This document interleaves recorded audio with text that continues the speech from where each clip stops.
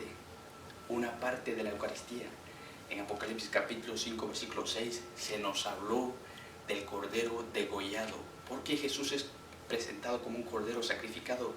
Si Jesús está en lo máximo de su gloria, debería ser presentado como el león, como un león o como rey solamente. Pero no, Jesús es presentado como víctima, como un Cordero degollado. Yo quiero explicar esto, pero yo quiero basarme en la fiesta judía de Yom Kippur del Antiguo Testamento, la fiesta de expiación. Y no voy a detenerme a hablar del Rosh Hashanah, de los 10 días de perdón, de profunda reflexión que el sumo sacerdote tenía que empeñarse para hacer en preparación de Yom Kippur, el día de la expiación. Tampoco me voy a detener a hablar de las vestimentas del sumo sacerdote que tenía que usar cuando entraba al templo, que señala el Éxodo, específicamente el capítulo 28. No, voy a detenerme a hablar solamente del sacrificio, del ritual del sacrificio. Pues el sumo sacerdote, después de tener el animal, la víctima perfecta, en perfectas condiciones para el sacrificio, el sumo sacerdote hacía lo siguiente: imponía de esta manera las manos sobre la cabeza del animal, de la víctima, y absorbía los pecados del pueblo.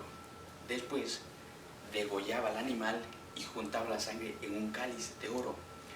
Todo eso lo hacía con motivo de entrar en el templo, detrás de la cortina donde se encontraba el Santo de los Santos, la gloria de Dios.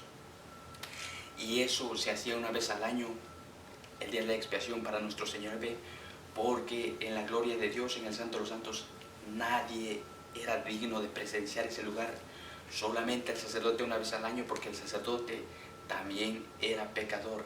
Así que, primero, la primera enseñanza que vamos a sacar de este rito es que cuando el sumo sacerdote degollaba al animal, no era el fin del sacrificio. Sacrificar a la víctima era el comienzo. No tenemos que tener esto en cuenta. Era el comienzo del sacrificio. Después el sumo sacerdote tenía que seguir el ritual, entrando en el templo, y toda esa sangre que llevaba en el cáliz lo derramaba sobre el propiciatorio. Entonces, pregunta, ¿cuándo expiraba? ¿Cuándo terminaba el sacrificio? Entonces, si no era con degollar al animal, el sacrificio, el sumo sacerdote oficiaba dentro. Cuando salía del templo, se terminaba el sacrificio. Pues bien, como ya he dicho anteriormente, el escritor, el autor de la epístola a los Hebreos va a señalar las diferencias, la diferencia entre el sacerdocio judío y el sacerdocio de Cristo, el sacrificio judío y el sacrificio de Cristo, el templo celestial y el templo de Jerusalén. Ahora bien, vamos a detenernos, vamos a enfocarnos lo que el escritor de los Hebreos señala con respecto al sacrificio de Cristo.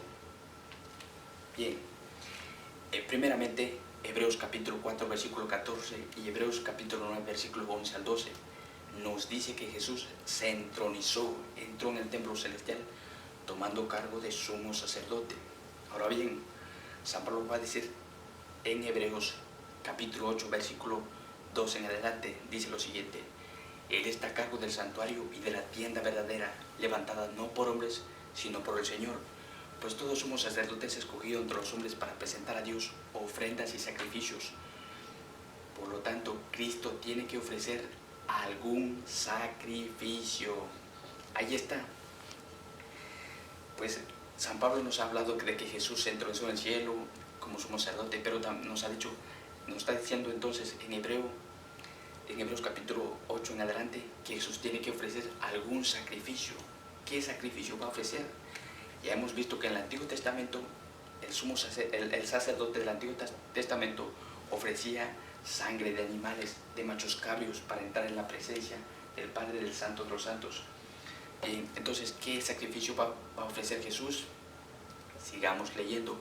Hebreos capítulo 9, versículo 11 al 12, nos dice que Jesús entra en la presencia del Padre no llevando sangre de animales, sino llevando su propia sangre.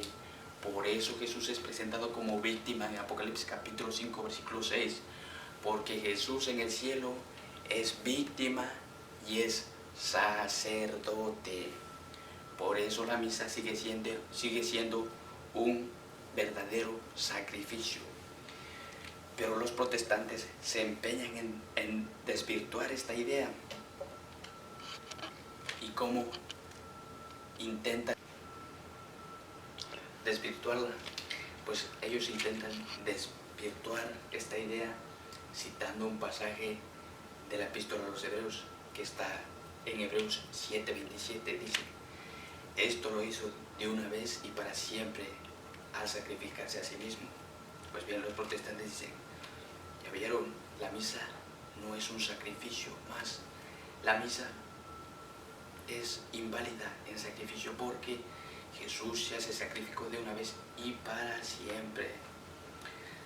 No, lo que debemos decir a los protestantes es que para entender las escrituras tenemos que ver el contexto. Y Hebreos capítulo 7, en su contexto, lo que nos habla es de la necesidad que tenía el sumo sacerdote levítico para entrar en el templo. Tenía que entrar año tras año, repetir el sacrificio porque era pecador. Y Jesús es sumo y eterno sacerdote. Jesús no tiene pecado, no tiene la necesidad de estar entrando y saliendo del templo. Jesús ha entrado una sola vez, y esto lo aclara el escritor de los Hebreos en Hebreos capítulo 9, versículo 11 al 12, se va a aclarar. Ahora bien, si el escritor de los Hebreos no se puede contradecir, porque fíjense bien, sigamos leyendo a continuación el pasaje del capítulo 9 de Hebreos, va a decir en el versículo 23, haciendo primeramente referencia a los utensilios del templo, las cosas que servían para el culto, candelabros, altar. Va a decir el escritor en Hebreos 9:23, tal vez fuera necesario purificar aquellas cosas que solo son figuras de las realidades sobrenaturales. Pero esas mismas realidades sobrenaturales requieren mejores sacrificios.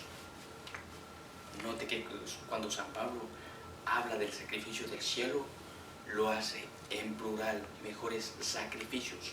¿Por qué no dice mejor sacrificio? Si esto ya sucedió, ya no hay más sacrificio aparte de Cristo. La misa no es un sacrificio aparte de la de Cristo, no, es el mismo sacrificio, se reactualiza. En cada Santa Misa sucede un sacrificio incruento, sin sangre. El mismo sacrificio de nuestro Señor se reactualiza.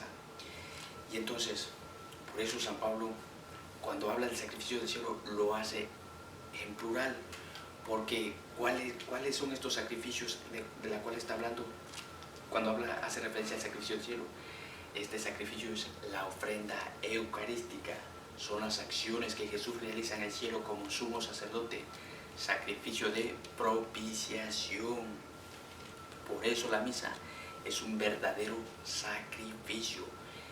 ¿Y cuáles fueron las dos enseñanzas que sacamos de la fiesta de Yom Kippur? Primero, que el cordero, cuando se degollaba la víctima, no era el fin del sacrificio, era el comienzo.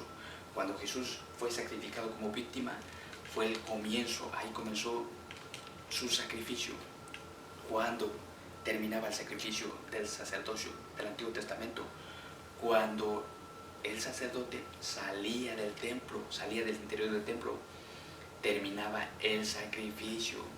Pues bien, Hebreos capítulo 4, versículo 14 y Hebreos 9:11, capítulo 9, versículo 11 al 12, nos señalan que Jesús está entronizado, se entronizó en el cielo como sumo sacerdote. Jesús no ha salido del templo. ¿Cuándo va a expirar el sacrificio de Cristo? ¿Cuándo se va a terminar su único sacrificio? Cuando salga del templo celestial. Eso será en su segunda venida. Pero el sacrificio de Cristo en este momento está vigente porque Jesús no ha salido del templo celestial. Hemos hablado de la misa como sacrificio, no nos hemos detenido a hablar como presencia real o como banquete, solamente como sacrificio. Ahora bien, vamos a hablar un poco de las diferencias que señala el escritor de los Hebreos del sacerdocio levítico y de Cristo, del sacrificio levítico y de Cristo, del templo celestial y el templo del Antiguo Testamento. Pues bien, veamos por un lado sumo sacerdote judío y por el otro Jesucristo sumo y eterno sacerdote. Según el orden de Aarón, el sacerdote judío era perteneciente a una casta sacerdotal. Jesucristo, sumo y eterno sacerdote, según el orden de Melquisedec, es hijo de Dios. Sacerdote judío, entra al templo para hacer los sacrificios y tiene que repetirlos año tras año. Cristo entra una vez en la vida y para siempre. Sacerdote judío, ofrece sangre de animales. Cristo derrama su propia sangre. Sacerdote judío, entra en el templo de Jerusalén. Cristo entró en el santuario celeste.